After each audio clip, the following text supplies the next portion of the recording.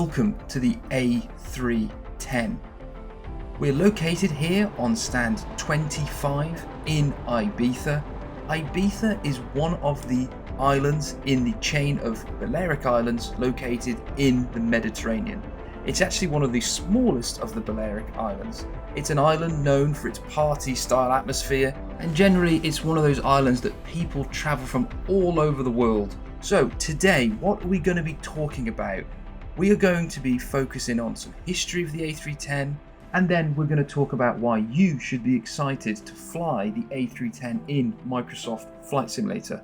Finally, we're going to move on to what the rest of this video series is going to be about, which is going to be about teaching you how to fly the A310. But without further ado, let's get on with the video. Okay, let's talk about the history of the A310, because I think it's one of the most important Airbus aircraft ever made. That's a bold statement, but I'm going to back it up. The A310 first flew in 1982, was introduced into service in 1983, with a mission of being a wide-body, two-engine, long-range aircraft. And it achieved those goals with a 12,000 kilometer range, which is around about 5,000 nautical miles. Now, why is the A310 such an important Airbus? It introduced three major changes to airliners and Airbus themselves. One of them was a two-person flight deck. So gone are the days of having 3 or 4 people in the flight deck for these long-range flights. You only had 2. That's a massive step up. Also, the instrumentation. It started using a glass cockpit. Now, a glass cockpit is where you display the information to the pilots by screens. Now, that was a huge change for the 1980s. I mean, really, really dramatic. And these screens are what we know today in modern Airbus aircraft, and are very similar, in fact, to ones found in the A320, but that all started here. And the final one is they came up with the lights out concept. Now, what this is basically, if you see any white lights on the overhead, that means they're in the wrong position. So you need to turn them on for them to be in the correct position. Now, this core logic carries itself all the way through to the A380 and A350 today. And that all started with the A310. Now, I could talk about the A310 for literally hours. We're going to leave it there and we're going to take a look at the aircraft itself now. Let's take a closer look at some of the exterior details on the A310. As you can see in the tail area, we've got these kind of like, they look almost like heavy rivets. Maybe that's a bad description, but the tail of the aircraft actually in the real A310 looks just like this. So we've modeled the same here with a sort of not quite a smooth finish as the rest of the aircraft, and I think it looks absolutely fantastic. Now, if we take a quick look up at the fin on the A310, you'll notice there's lots of dirt and grime all over the aircraft. Now, we wanted to strike a balance of having an aircraft that looks well used but not overly worn, and I think we've really met that balance with the A310, and you're going to see this throughout the rest of the aircraft, and I'll try and point out some of those wear items that we've added in to make the aircraft really come to life. So if we move forward along the fuselage and to the wing, you'll notice at the end of the wing we have what is commonly referred to as a raked wingtip fence, or whatever you want to call them, a sharklet, a winglet. People call them different things, but that's the official term. If you're looking at it and thinking, I think I've seen that before, well, actually, it's where it all started for Airbus in terms of this design, because it was later used on the A320 and on a lot of other Airbus aircraft, but this was the first one to be fitted with a design like this. Now, if we keep focusing on this area, I absolutely love the glass you can see the lights inside the glass here on the front and the back. It's quite a unique item for the A310, as the strobe lights actually aren't on the rear of the aircraft, they're on the end of the wings and they flash backwards. Strange design, but that's how they did it. Now, if we move forward along the wing, we can see the slats and all the details we tried to put on the top and the bottom of the wing just to try and bring the aircraft to life. Now, if we power up the aircraft with the hydraulics and put the slats and the flaps down, you can start to see how some of these areas sort of more expand and come into the landing configuration. I just think it looks really, really nice in this whole area, especially when you look through from a wing view from the cabin, which we'll come to later. Now, moving along the forward part of the fuselage, you can see some more of this grime, wear details just below the front door, which is called the door 1 left.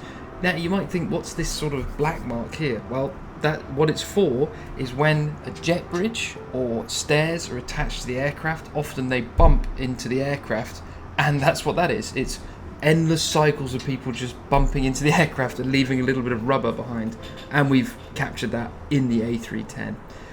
Now, at the forward of the flight deck, you can see that we have this kind of crinkled effect. Now, oil canning is another word for it, but where it comes from is the A310s are quite old airframes, and they have been pressurized, depressurized, pressurized, depressurized, and where this sort of airframe comes to a point, there's more pressure put on it, so you can kind of see where it starts to bulge out over time. This is completely normal, but basically every single A310 ever now has this effect on it, so we thought we'd capture that and show it in the sim.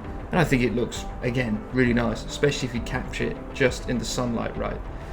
Nose wheel area, again, like you say, if we're doing sort of a walk around, we can really read the details that are on the gear here, and we can look at the tyres and even read the tyres, really. I really just love looking at this aircraft from the outside. Now, that was really quite a quick tour of the exterior of the A310. Let's make our way inside and check out the cabin. Okay, let's talk about the cabin on the A310. Now, it's a split configuration, first class and economy, with a total of 238 seats, which is pretty good for an aircraft with a 12-hour range. Now, areas that we've really focused on are the materials on the seats, and you can really look, to me it really looks like leather. I know that's the point, but it really does. And I really just love how these first class and these economy seats have come out and they look in the sim. We've also got some interaction that is available in the cabin. Now, what do I mean by this? Well, if you're in the flight deck and you turn on the no smoking sign or the seatbelt sign, they actually come on in the cabin, which I think is a really neat feature. You'll also hear the chime when you're in the cabin. Along with this, you might have spotted the screens that are on the back of all of the passenger seats. Now, these are not simply just a static image. This is actually a screen. So when you take off and you have your flight programmed, it will tell you information about your flight, distance to go, altitude that you're cruising at, things that you would see as a passenger when you're flying on a real A310. But it allows you to sit back here during the cruise and monitor the flight from the comfort of your first class seat. Now, I think that's a pretty cool feature, and I'm just really pleased with how that's come out. That was a really quick tour of the cabin. I just really go in the sim and have a look for yourself, because it's a really nice experience just to walk around and see it.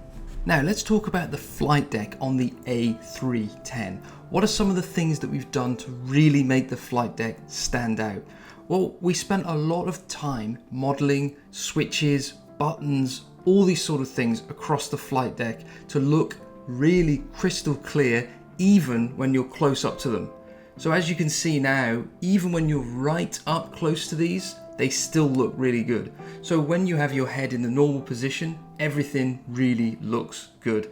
The fire handles as well, they have a nice little catch that you can open and close, and you can see that the safety wire gets removed. All these little details are included. Another one we went for are the screens. Now, the screens are a CRT type screen. So what does this mean? It basically means that they are physically curved on their face with a piece of glass in front of them. Now, we've modeled that, so we have the piece of glass and the screen is curved, and we project over the top of that, and that's the same for the flight management system as well. So they're all in there, and I think it gives a really nice effect when you look at it. Now, fonts and sort of spacing and things like that, we spent a long time getting this as accurate as possible. I believe we've got around 10 or 15, maybe more, custom fonts throughout the entire aircraft. So there's a specific font for this type of page, there's a specific font for this sort of flight control unit, etc, etc. But what you really need to know is when you look around the aircraft, it just looks like the real thing. And I really like that. It adds a lot of just immersion, you know, when you can check out videos and think, oh yeah, it does look like that. Because let's check out the backlight on this control unit at the top, which is for the autopilot. You can see each one of them isn't quite the same color, because each of these screens over 20 or 30 years of use fade at a different rate. And we've simulated that. It is a subtle thing, but it's very cool once you notice it, and there are multiple things like that throughout the flight deck. Taking a look at the floor and the carpet as well, I really think this does look like an aircraft carpet. It's definitely not the cleanest, but that's also pretty accurate to the real aircraft. I just think it looks great. Now, I could talk about the flight deck for a long time. I just suggest you get inside the aircraft and take a look at it, because it's a really immersive place to be. Okay, so now what we're going to do is we're going to do a very quick power up of the aircraft from cold and dark. Now what we're focusing on here are the sounds that we've got in the A310. Now these recordings are actually taken from a real A310 with multiple different sounds for the same switch. So most of the times when you interact with the switch, you're going to hear a very unique or different sound for that interaction. So let's get on with that.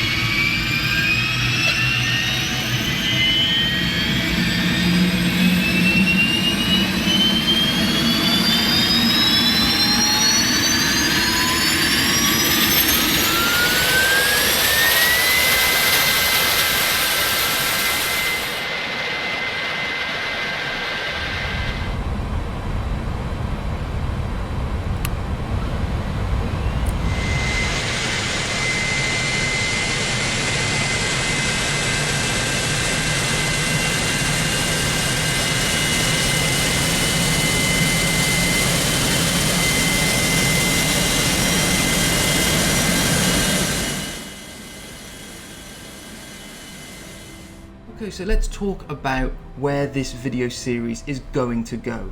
Now, it's going to continue as a tutorial on how to use the A310, but it's going to be split into two different types of video. The first type is called the new to airliners, and the second type is called the returning to airliners. Now, what's the difference between these series? With the new to airliners series, it's designed for someone who's flown maybe general aviation aircraft, who's been in Microsoft Flight Simulator and has an interest in an airliner but has never flown one before. So we're going to keep terms more broad, and we're going to skip over some of the real finite details to get you up and going with the aircraft, and we're going to exclusively use the in-sim checklist system, which is fully integrated with the A310. Now, the returning to airliner series is going to be for, as the name would suggest, someone who's used to an airliner but not how to operate the A310. With that, we're going to go a bit more in depth with how things work. We're going to use the checklists inside the EFB, and we're going to look at more of flows and things like that than rather relying on just the in-sim checklist system. So we do hope you join with those videos to show you how to get started with the A310 no matter what your experience level. Thank you very much for watching this video, and we hope you can enjoy the A310 in your sim soon.